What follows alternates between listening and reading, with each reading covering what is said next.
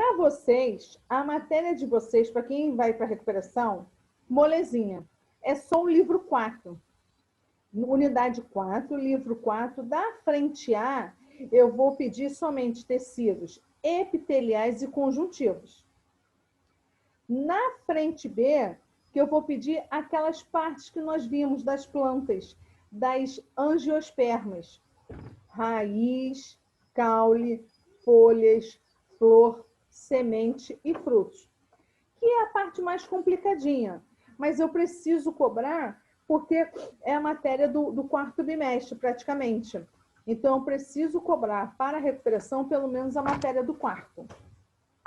E aí, eu vou fazer vamos botar assim, uma revisão para a gente rever essas matérias já dadas. Deixa eu pegar o livro.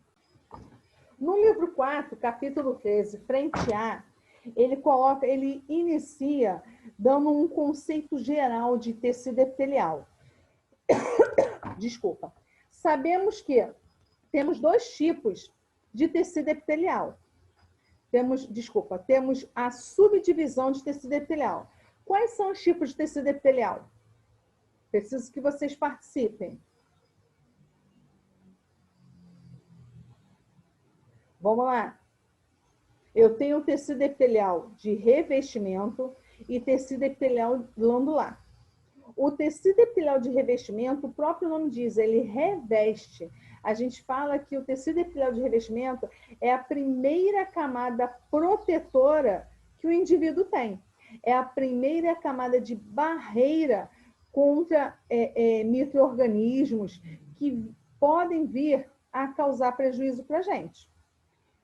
Quando eu venho e falo de tecido epitelial glandular, eu falo da subdivisão mais ainda. Que eu falo que no nosso corpo existem 3 tipos de glândulas. Glândula endócrina, exócrina e mista. Sempre quando eu falar da glândula endócrina, ela produz substância que vai ser liberada na corrente sanguínea. Quando eu falo da glândula, por exemplo, os hormônios. Quando eu falo da glândula exócrina, eu falo que são aquelas glândulas que produzem substâncias que não serão lançadas dentro da corrente sanguínea. Como, por exemplo, glândula sudorípara e sebácea, a do suor.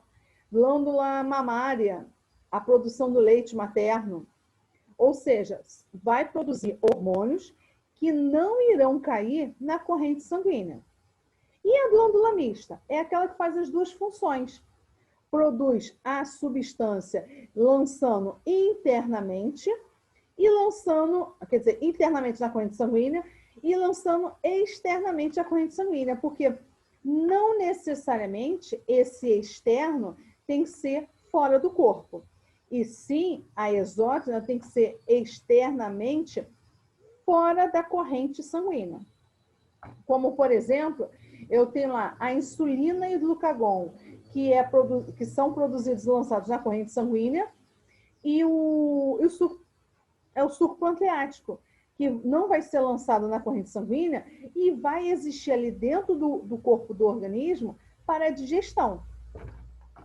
E nisso, no capítulo 13, ele vem falando também das características histológicas, da presença de especializações, quase que não sai, celulares, quando ele vem falar lá das microvelocidades, que é para aumentar a superfície de absorção, quando ele fala do complexo unitivo juncional, desculpa, e subdivide lá para vocês em zona de oclusão, zona de adesão e desmossomos. É quando ele vem falar dos cílios, fala da lâmina basal e vem lá falando em relação ao tecido epitelial de revestimento, em relação ao epitélio simples, estratificado, a quantidade de células, as estruturas celulares, ele vem caracterizando para vocês aí no capítulo 13. Depois ele vem falando sobre tecido epitelial de revestimento.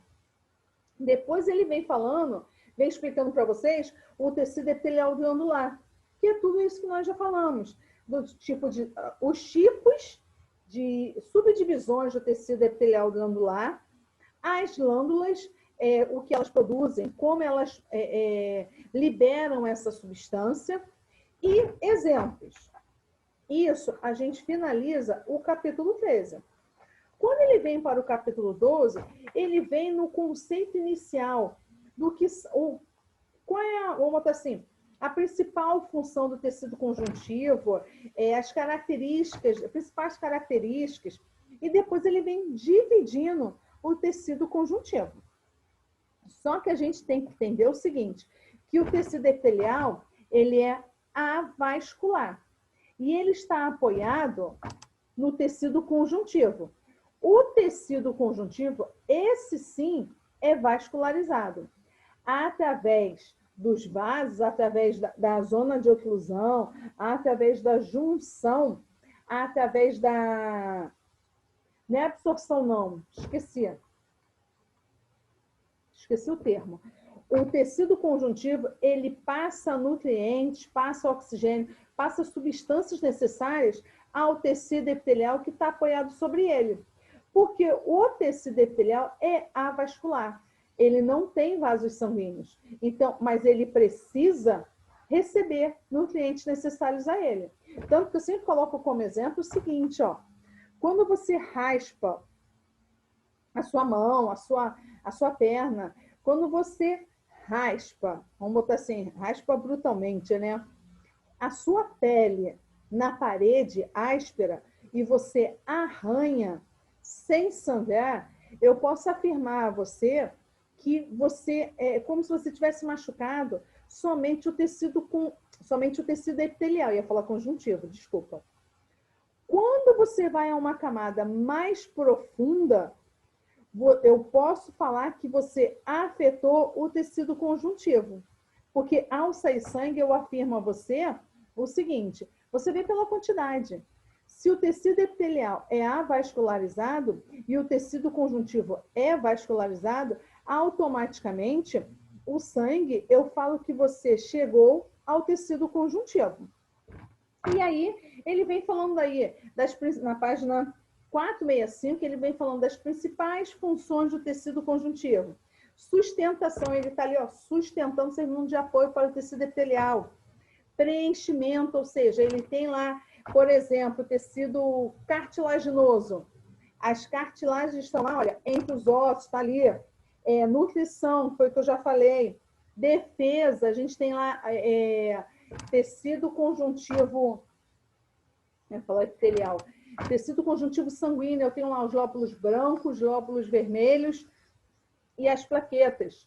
Lóbulos brancos, anticorpos, defesa. Glóbulos vermelhos, eu falo das hemácias, oxigenação do corpo. E as plaquetas, eu falo lá, olha, da coagulação sanguínea. E aí, armazenamento. Eu tenho tecido conjuntivo adiposo, que eu tenho lá das células de gordura. Cujas células de gordura, cujas células adiposas estão ali, olha, para proteger o atrito, tanto que a gente fala que, além de isolamento térmico, protege contra choques mecânicos.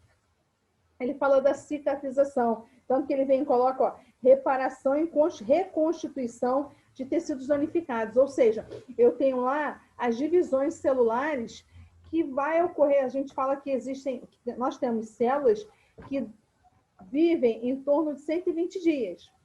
Mas não é que vamos dizer assim, nos 119 vão começar a se reproduzir, vão começar a sofrer processos de divisões, vamos botar assim, processos mitóticos e meióticos.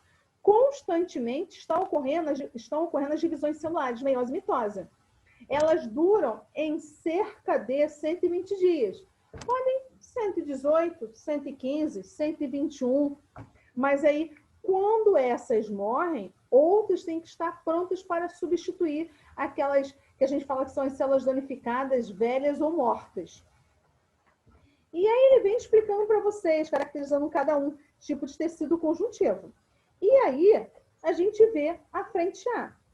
Quando a gente vem para a frente B, o que eu quero da frente B? Eu quero que vocês relembrem lá da parte das angiospermas. Ou seja, que são as plantas, vamos botar assim, completas. São aquelas que possuem raiz, caule, folha, flores, sementes e frutos. Porque até então, todas as demais a gente chama de, entre aspas, né, incompletas. As angiospermas são aquelas completas. E eu preciso que vocês relembrem as funções e os tipos de cada um. Como, por exemplo, a função da raiz, fixar a planta ao solo.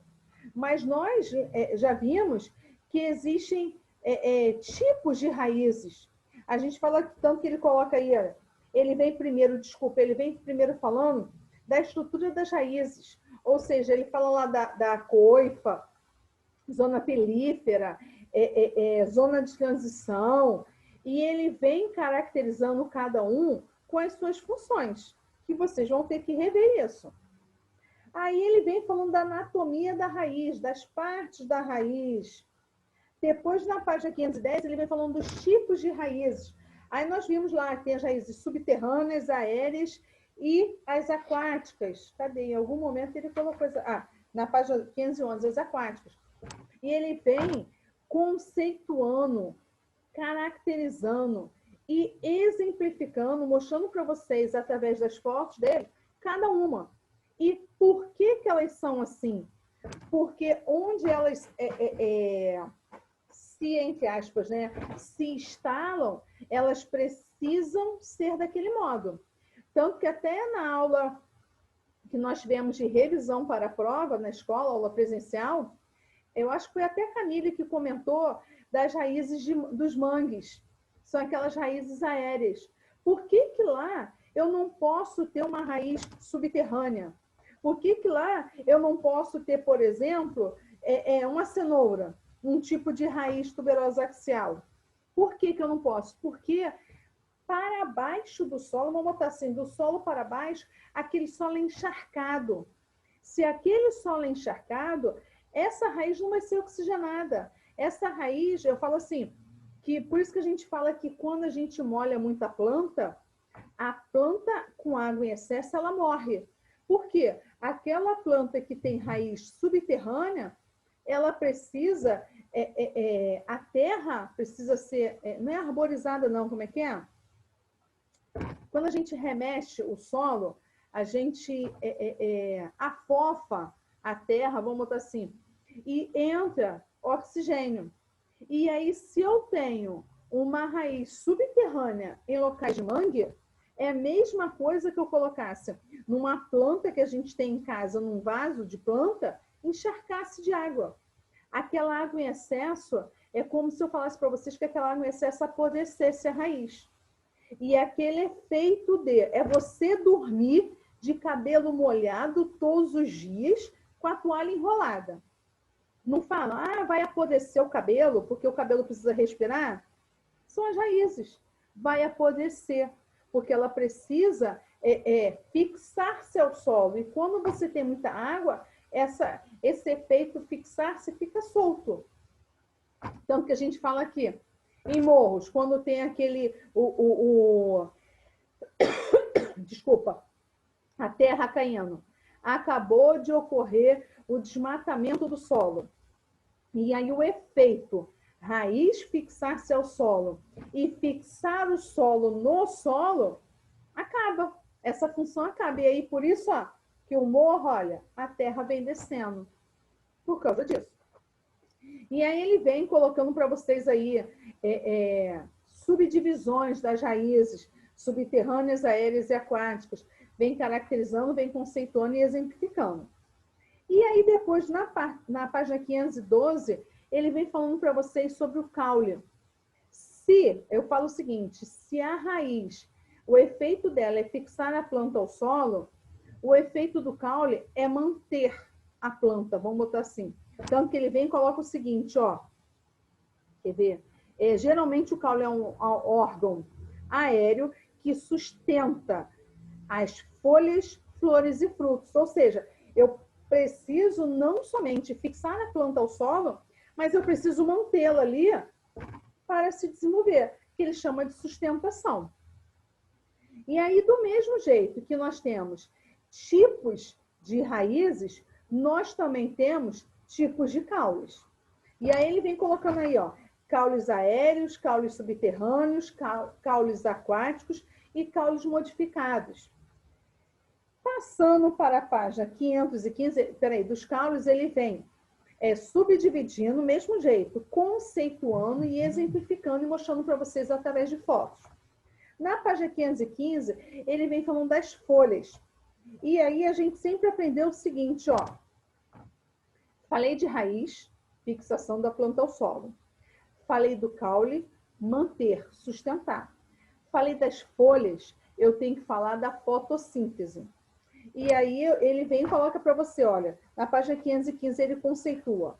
A folha é um órgão originado pelas gemas auxiliares que tem forma laminar, é clorofilada. Falei de clorofila, falei de fotossíntese.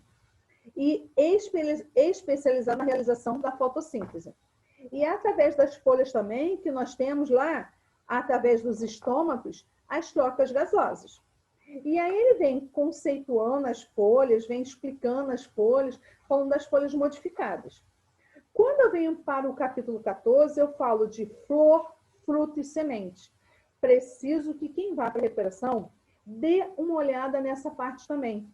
Nas estruturas das flores que são machos e fêmeas, das flores que são somente machos, que são somente fêmeas,